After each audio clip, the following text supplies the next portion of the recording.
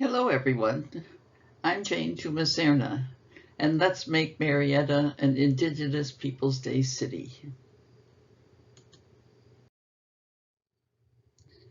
Every year, Columbus Day rolls around, and again we are reminded that he did not discover America.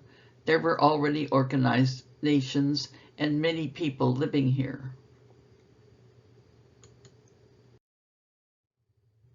According to NPR, Indigenous Peoples Day was first proposed in 1977 at a United Nations conference on discrimination against Indigenous people globally.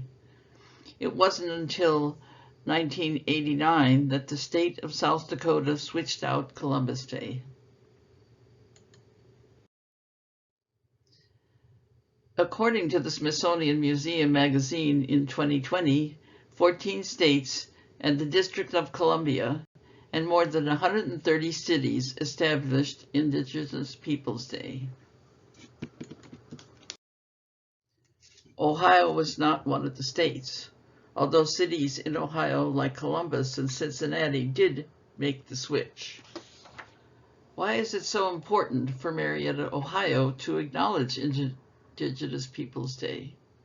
First, Marietta's early Native American earthworks, of which we are justly proud, are spread across the landscape of our city. Sacravilla, for example.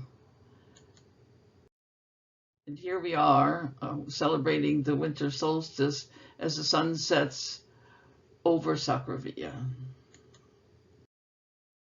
Also, the Adena mound in Mound Cemetery and Quadrano. Second, Marietta is the first organized settlement in the Northwest Territory, established by the Ordinance of 1787. Marietta and the Ordinance played a key role in how we think about the people who already lived in the Ohio country.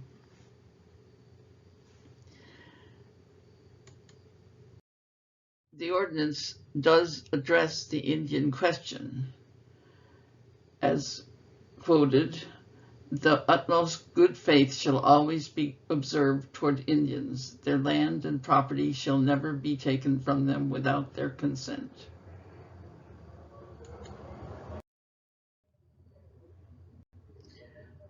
Third, the Treaty of Fort Harmar, 1789. A rendering of Fort Harmar is pictured here.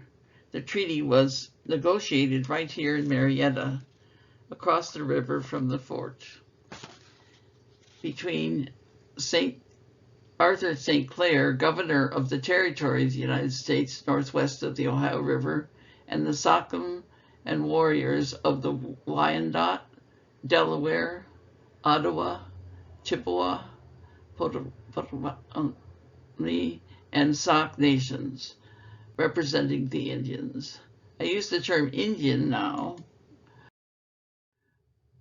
because almost all treaties as legal documents use the term. The Indians claimed that they were not fully represented and did not agree to the changes in the boundaries.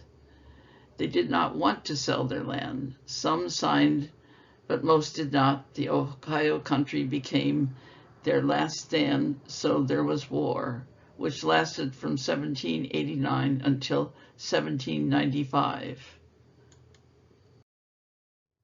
When the Treaty of Greenville was signed and signaled the final defeat of the Indians in the Ohio country. The document was signed by most of the major leaders of the many Indian nations who resided in the Ohio country.